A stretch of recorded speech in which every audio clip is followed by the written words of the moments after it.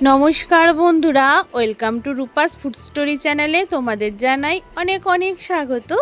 আজকে আবার একটা দারুণ স্বাদের ছোলার ডালের রেসিপির সাথে হাজির হয়ে গেছি। ছোলার ডাল তো তোমরা বাড়িতে সবাই কম বেশি রান্না করে খেয়েছো, তবে আজকে আমি যেভাবে রান্না করে দেখাবো একদম খেতে হবে পুরো অনুষ্ঠান বাড়ির মতন।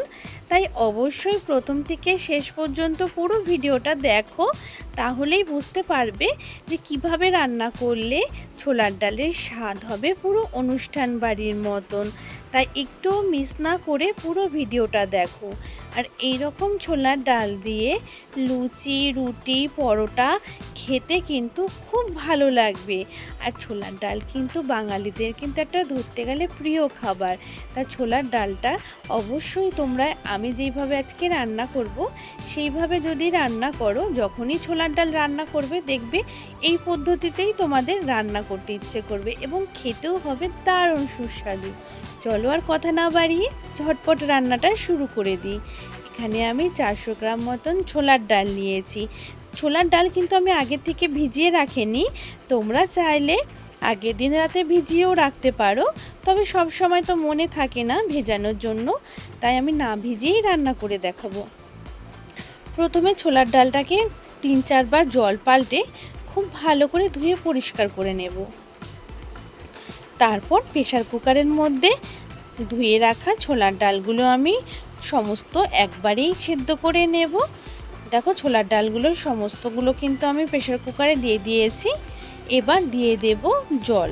খুব বেশি জল দেবে না, একটা পরিমাণ অনুযায়ী জল দিয়ে দেবে, যাতে আমাদের ডালটা খুব সুন্দর সেদ্ধ হয়ে যায়। এবার দেখো ডালের মধ্যে দিয়ে দেব পরিমাণ অনুযায়ী লবণ। লবণটা একটু বুঝে দেবে, খুব বেশি দেবে না। তারপরে দিয়ে দিলাম 3-4টে মতন চেরা কাঁচা লঙ্কা। কাঁচা লঙ্কাগুলো মাঝখান থেকে একটু চিড়ে নিয়েছি, সেই চেরা কাঁচা লঙ্কা দিয়ে দিলাম 3-4টে।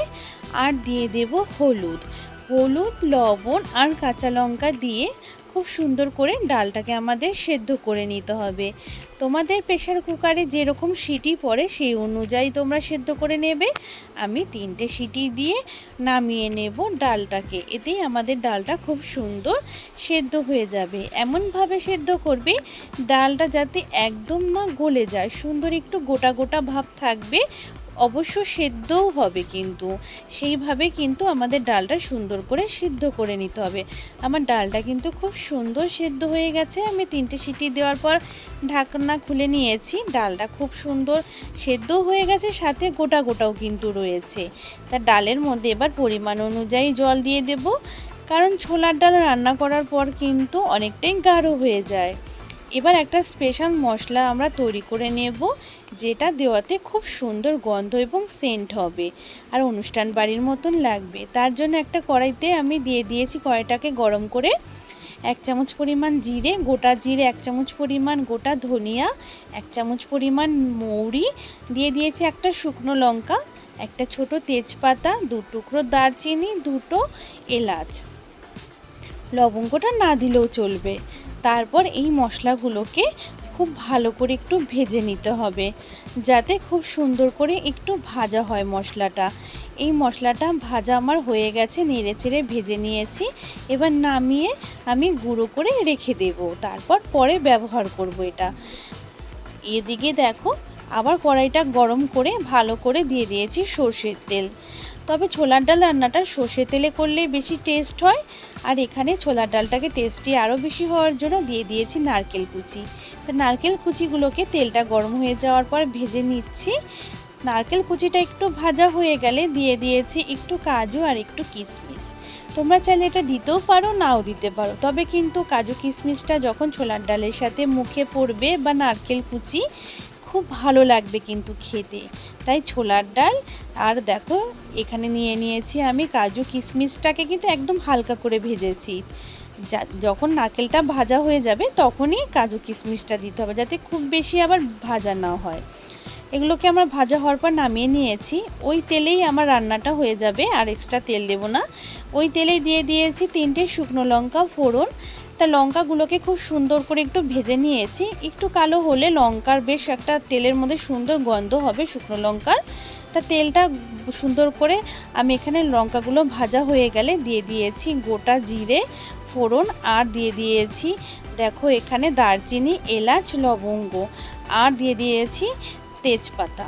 এগুলোকে একটু ফোড়নে দেওয়ার পরে সুন্দর করে হালকা করে একটু নেড়ে চেড়ে নিয়ে এখানে দিয়ে দিয়েছি গ্রেট করে রাখা আদা আর লঙ্কা কুচি। এখানে আদার পরিমাণটা একটু বেশি দিতে হবে, তাহলে খুব ভালো লাগবে ডালটা খেতে। এগুলোকে 3-4 মিনিট ভেজে নেওয়ার পর দিয়ে দিয়েছি 1 চামচ মতন জিরে গুঁড়ো, 1 চামচ মতন ধনিয়া গুঁড়ো, আর দিয়ে দিচ্ছি 1 চামচ মতন কাশ্মীরি লাল লঙ্কার গুঁড়ো। এতে কি হবে, ডালের মধ্যে সুন্দর একটা রং হবে। আর দিয়ে দিয়েছি একটু চিনি। চিনিটা তোমরা কম বেশি করে দিতে পারো, যে যেরকম মিষ্টি খেতে পছন্দ করো। তবে ছোলার ডাল কিন্তু একটু মিষ্টি মিষ্টি হলে কিন্তু খেতে খুব ভালো লাগে। মশলাগুলোকে একটু নেড়ে নিয়ে আমি একটু জল দিয়ে মশলাটাকে কষিয়ে নেব, যাতে মশলাটা পুড়ে না যায়। শুকনো অবস্থায় বেশিক্ষণ ভাজা করলে মশলাটা পুড়ে যাবে, তাই একটু জল দিয়ে সুন্দর করে কষিয়ে নেওয়ার পর যখন মশলা থেকে তেল ছাড়তে শুরু করবে তখন আমরা সেদ্ধ করে রাখা ছোলার ডালটা ঢেলে দেব। ব্যাস, এবার ঢেলে দেওয়ার পর খুব সুন্দর করে কিন্তু আমাদের মশলার সাথে মিশিয়ে নিতে হবে। মশলার সাথে মিশিয়ে নেওয়ার পর ডালটাকে কিন্তু খুব সুন্দর করে কিন্তু ফুটিয়ে নেব। তবে তার আগে আমি একটু জল দিয়ে দিয়েছি, আর একটু জল আগে থেকে একটু গরম করে রেখেছিলাম, সে হালকা একটু গরম জল এখানে দিয়ে দিলাম।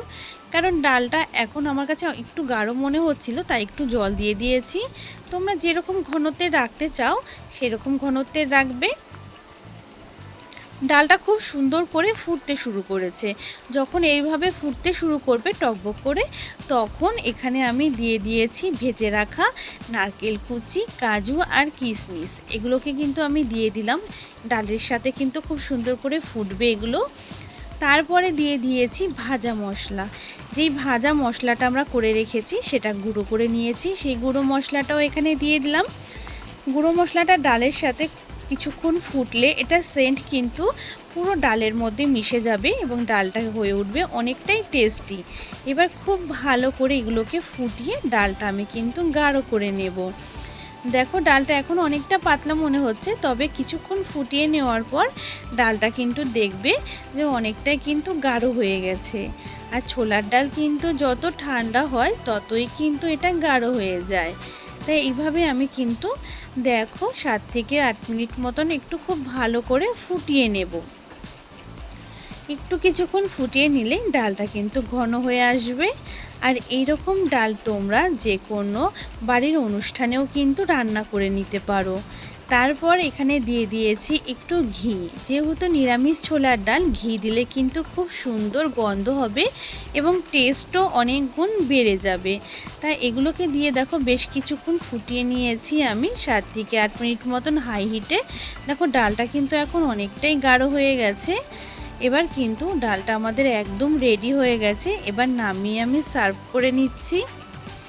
একটা বাটিতে দেখো আমি গরম অবস্থাতেই সার্ভ করে নিচ্ছি ডালটা। আর এটা ঠান্ডা হয়ে যদি যায় তাহলে কিন্তু অনেকটাই গাঢ় হয়ে যাবে, তাই আমি একটু গরম গরমে এখানে সার্ভ করে তোমাদের দেখিয়ে দিচ্ছি। আর ডালটা কিন্তু দেখতে যেমন সুন্দর হয়েছে, খেতেও হবে কিন্তু অসাধারণ। আর ডালগুলো কত সুন্দর গলেও যায়নি কিন্তু একদম, দেখো গোটা গোটা ভাব রয়েছে। আর এরকম ডালই কিন্তু একদম খাওয়ার জন্য পারফেক্ট হয়। তাই অবশ্যই বন্ধুরা বাড়িতে একবার হলেও যে কোনো নিরামিষের দিন কিংবা তোমরা কোনো অনুষ্ঠানের দিন যদি এইভাবে রান্না করো, সবাই কিন্তু আঙুল চেটেপুটে খাবে এবং তোমার রান্নার প্রশংসাও করবে। আজকের রেসিপিটা যদি ভালো লেগে থাকে বন্ধুরা তোমাদের কাছে, অবশ্যই কিন্তু ভিডিওতে একটা লাইক করো। তোমাদের একটা লাইক আমার জন্য অনেক মূল্যবান উপহার। অবশ্যই লাইক করো আর অন্যান্য বন্ধুদের মধ্যে শেয়ার করে দিও। নতুন বন্ধু হলে চ্যানেলটা সাবস্ক্রাইব করো। আর সব বন্ধুরা পাশে থেকে